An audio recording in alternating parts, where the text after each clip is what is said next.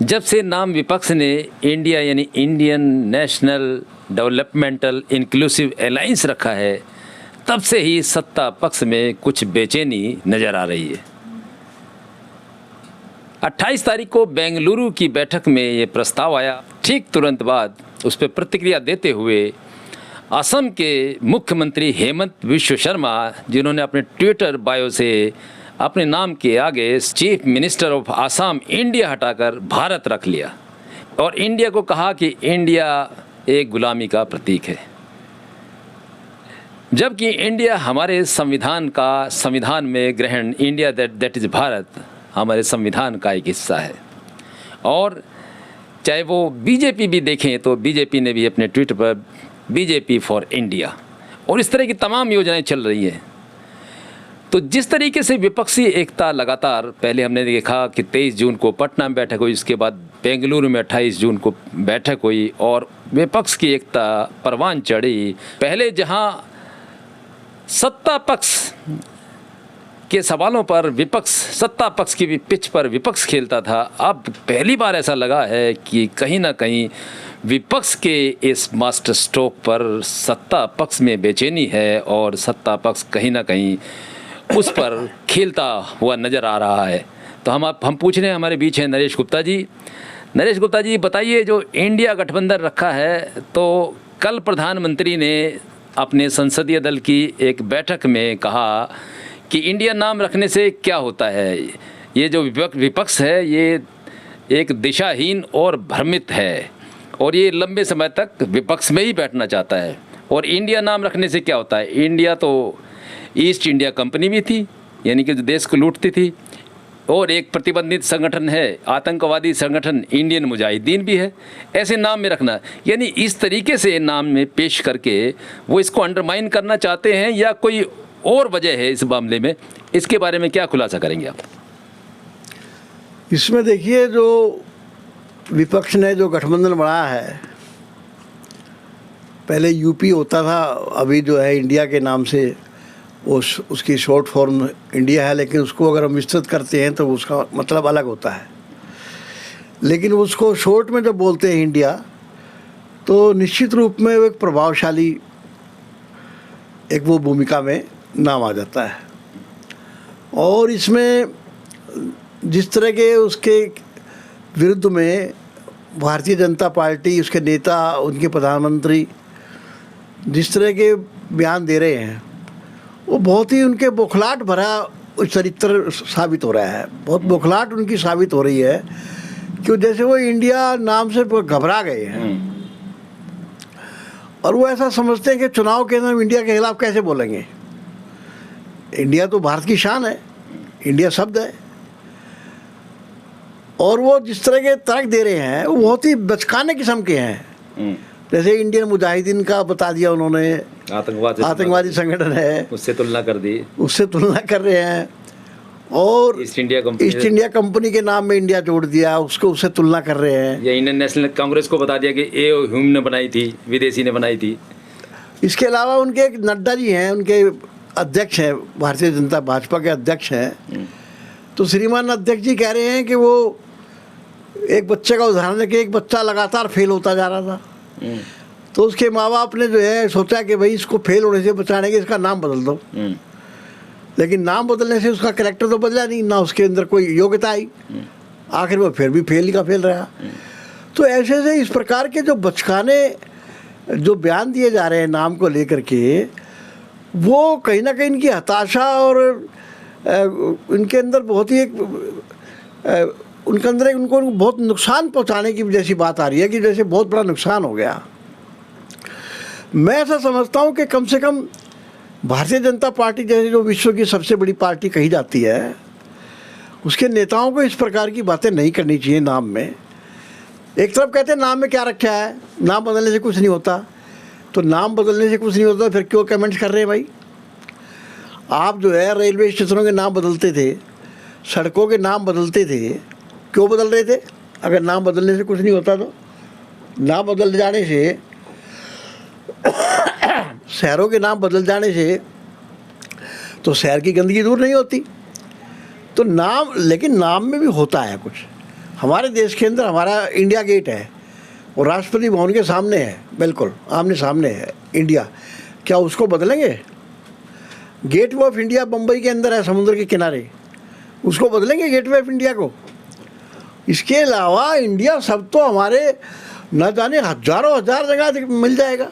नहीं, इंडिया तो जो सत्ताधारी दल है उसकी भी अनेक योजनाएं इंडिया के नाम से चल रही है। हाँ बिल्कुल, उसका जो सबसे बड़ा जो पहले मोदी जी कहते थे made in India, skill India, startup India, Khelo India और ना जाने क्या क्या इंडिया इंडिया पुकारते रहते थे। तो उनका तर्क कुछ उतरता नहीं, वो तर्क नहीं कुतरक है। इंडिया के खिलाफ बोल रहे हैं जिस तरह से वो कुतरक बोल रहे हैं, कोई तर्क नहीं है उसके पीछे। मतलब इंडिया के खिलाफ बोलने से कहीं क्या ऐसी बात झलक रही है जैसे विपक्ष एकजुट हो रहा है, तो क्या उनको कोई इसमें चुनौती लग रही है क्या इंडिया के खिलाफ बोलने से? बिल्कुल चुनौती लग रही है, उनकी बातों से लग रहा है कि वो लगता है कि बिल्कुल वो उस मूड में आ गए हैं कि चुनाव में कैसे मुकाबला करेंगे, इंडिया का कैसे मुकाबला करेंगे। अब इंडिया का मुकाबला करने के लिए तो गैर इंडिया होना पड़ेगा। अब गैर इंडिया होने का मतलब है कि देश से गद्दारी करनी पड़ेगी। तो इंडिया शब्द ऐसा अपने आप में है कि उसके खिलाफ बोला नहीं जा सकता। तो इसलिए वो तो है ही, हताशा की बात तो है। सबसे बड़ी बात यह है कि जो विपक्ष ने भी जो इंडिया रखा है वो केवल इंडिया रख जाने से उनकी कोई जीत हो जाएगी ऐसा भी नहीं है। ये भी उनको विपक्ष को सोचना चाहिए कि उन्होंने इंडिया रख लिया अपने जुगाड़ तुगाड़ करके, जैसे मर्जी जोड़ जुगाड़ के, तो उससे कोई बहुत बड़ा महान उन्होंने कोई कार्य कर दिया, ऐसा कुछ नहीं है। क्योंकि एक तो सबसे पहली बात यह है कि इंडिया की जो यूनिटी है, जिसमें जो संगठन है 26-27 संगठन है और भी आ सकते हैं, वो इकट्ठा रहेंगे नहीं रहेंगे, एक तो ये सबसे बड़ी बात है। क्योंकि जब टिकट बंटवारे का चक्कर आएगा, टिकट बंटवारे का चक्कर चलेगा, उस समय पर टूटने का डर है। अगर उस समय भी नहीं टूटा तब निश्चित रूप में ये सत्तारूढ़ को मतलब बहुत बड़ा खतरा पैदा होगा। एक बात तो ये है।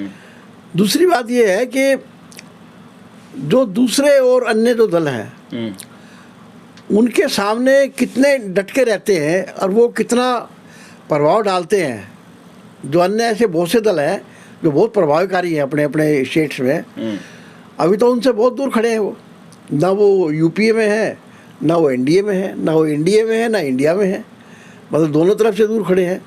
उनको ये इंडिया जो है कैसे भाता है, कैसे जोड़ता है, कैसे जुड़ता है वो उनसे, ये भी एक देखने वाली बात होगी सबसे। लेकिन मुख्य सबसे जो बड़ी बात है इसमें, इंडिया हो चाहे कुछ और ना हो, इसके मुख्य जो है विपक्ष में केंद्र में वो कांग्रेस है। कांग्रेस का प्रदर्शन जो है निकट भविष्य में जो चुनाव होने वाले हैं राजस्थान में, मध्य प्रदेश में, छत्तीसगढ़ में और आपका मिजोरम में जो चुनाव होने वाले हैं, उनमें इसकी स्थिति क्या रहती है। अगर ये रिस्टेन कर जाते हैं दोबारा से, मिजोरम में भी, आपका छत्तीसगढ़ में, मध्य प्रदेश में, राजस्थान में अगर कर जाते हैं, तब निश्चित रूप में बिल्कुल दावे के साथ कहा जा सकता है कि कांग्रेस पूरे बहुमत के साथ मतलब सत्ता में आएगी, यानी इंडिया पूरी सत्ता में आएगा, बहुमत के साथ आएगा। और दूसरी एक और बात खास ये है कि इंडिया संगठन से जो अन्य लोग जुड़े हैं, अन्य जो दल जुड़े हैं, उन्हें कांग्रेस का नेतृत्व स्वीकार करना पड़ेगा इन चुनावों के बाद। ये जो चुनाव होने जा रहे हैं निकट भविष्य में, इसके अंदर अगर कांग्रेस स्टैंड करती है तो उन छोटे दलों को कांग्रेस के नीचे ही बैठ करके अपनी सीटों को ग्रहण करना पड़ेगा। फिर वो मोल तोल जो है ज़्यादा संभव नहीं है। ये एक बात पक्की है। और कांग्रेस इतना मजबूत होकर के निकलेगी कि जिसे आज कह रहे हैं कि वो 50-55 सीटों के ऊपर रह जाएगी, ऐसा नहीं है। वो जो है एकदम से 200 ही छलांग मार सकती है। अकेली कांग्रेस 200 से ज़्यादा छलांग मार सकती है। और मेरा बहुत स्पष्ट मानना है, मैं काफ़ी दिनों से कह रहा हूँ, अगले चुनाव में 2024 में लोकसभा के चुनाव में मोदी सरकार जी कम से कम बता रहा हूँ, कम से कम 100 सीट घटेगा। अच्छा, भारतीय जनता पार्टी का 100 सीट लोकसभा में घटेगा, अकेली भारतीय जनता पार्टी का। मतलब इसके पीछे क्या एनालिसिस है? इसके पीछे एनालिसिस ये है कि इसकी जो सबसे बड़ी ताकत है वो उत्तर भारत है। ठीक है। उत्तर भारत में हरियाणा आता है, हिमाचल आता है, उत्तराखंड आता है, बिहार आता है, उत्तर प्रदेश आता है सबसे बड़ा, और राजस्थान, मध्य प्रदेश, छत्तीसगढ़ आते हैं। ये सब हिंदी बेल्ट है, उत्तर भारत के है। इसके अंदर जो स्थिति उसकी पहले थी, वो स्थिति बहुत कमज़ोर होगी, एक यूपी को छोड़ के। यूपी में भी संभावना काफ़ी हद तक है, अगर आने वाले समय में अलायंस ठीक हो गया तो आने वाले समय में भी अगर ठीक होया तो वहाँ भी इसकी स्थिति काफ़ी घटेगी। अदरवाइज आपका हरियाणा में, पंजाब में, मध्य प्रदेश में, छत्तीसगढ़ में, राजस्थान में, अब जैसे मान लीजिए राजस्थान में 25 के 25 सीट बीजेपी के पास है जी। कोई संभव नहीं है, कोई सवाल ही नहीं होता कि 25 सीट ले जाए। बहुत मुश्किल से 5-6 सीटों पर सिमट कर रह जाएगी अगर कांग्रेस दोबारा आती है तो। बहुत मुश्किल से 5-6 सीटें मिलेगी बीजेपी को। ऐसे ही मध्य प्रदेश में, ऐसे ही छत्तीसगढ़ में, और हिमाचल में, उत्तराखंड में, बिहार में तो लगभग सारी सीट इनके पास थी, राजग के पास थी। बिल्कुल। आपका नीतीश और बीजेपी और चिराग पासवान वाली पार्टी इन्हीं के पास थी, जो कि अब की बार जो है उसमें 80% सीटें इसकी घटेंगी बिहार में। तो इस प्रकार से मैं समझता हूँ ये अकेले हिंदी बेल्ट से इसकी जो है 70-75 सीटें घटेगी। यानी कुल मिला के कहा जा रहा है कि अगर ये गठबंधन कामयाब होता है, चलता है, तो 450 लगभग सीटों पर ये 1-to-1 फाइट होगी। यानी एनडीए और इंडिया, दो गठबंधनों के बीच आमने सामने की फाइट होगी। देखिए, ज़्यादा जो 1-to-1 जो फाइट है वो कांग्रेस और भाजपा के बीच में ही है। उसमें अन्य जो दल हैं, जैसे मान लीजिए बिहार में लालू प्रसाद की पार्टी है या नीतीश की पार्टी है, बंगाल में ममता बनर्जी है जो मुख्य पार्टी है। आपके महाराष्ट्र के अंदर जो है पवार का भी पोजीशन ख़राब चल रही है, उनका क्या आगे जाके समीकरण बैठता है, पवार का और शिवसेना का और कांग्रेस का समीकरण कैसे बैठता है, वो भी निकट भविष्य में, जैसे मैंने बताया, जो नज़दीकी जो चुनाव आ रहे हैं, राज्यों के जो चुनाव आ रहे हैं, उनके अंदर कांग्रेस की स्थिति क्या रहेगी उस पर डिपेंड करेगा। और महाराष्ट्र में बड़ी अच्छी पोजीशन में ये आ सकते हैं। तो 1/1 के अंदर मामले में 450 सीट में उसमें सबसे ज़्यादा मुकाबला कांग्रेस और बीजेपी के बीच में ही है, क्योंकि जो अन्य पार्टियां हैं, जो उनकी एलाइड पार्टियां हैं, उनका अन्य राज्यों में असर नहीं है कि वो कांग्रेस को फ़ायदा पहुँचा सके। लेकिन एक फ़ायदा है सिर्फ कि आम जनता में एक ये संदेश जरूर जाएगा कि मुकाबला कांग्रेस और बीजेपी के बीच में चल रहा है। अब ये वो फाइट नहीं है कि भाई ये कई दल बैठे हैं, कई उसमें इनकी बनेगी नहीं बनेगी, टूट जाएगा। तो ये जो बातें हैं ये साफ हो जाएंगी और कांग्रेस मजबूत होकर के भाजपा के सामने खड़ी होगी। सबसे बड़ी बात ये है। अच्छा, इसमें जो मुद्दे हैं ख़ास तौर पर जो आम जनता के मुद्दे हैं, महंगाई विकराल रूप धारण किए हुए है, बेरोजगारी है, महिलाओं की सुरक्षा का सवाल है, ये जो तमाम इस तरह के मुद्दे हैं, मतलब ये मुद्दे मतलब कितना प्रभावी साबित होंगे? देखिए, मुद्दे तो कुछ भी कह सकते हैं, मुद्दे फर्जी होते हैं सारे। इंदिरा गांधी से लेकर के और प्रधानमंत्री मोदी तक, अभी 10 साल हो जाएंगे मोदी जी को, और इंदिरा गांधी ने भी कई साल शासन किया। जितनी भी सरकारें इस बीच में रही, सभी के जो मुद्दे थे वो सारे उलझाने वाले, भ्रम में रखने वाले आम जनता को रहे, आगे भी रहेंगे।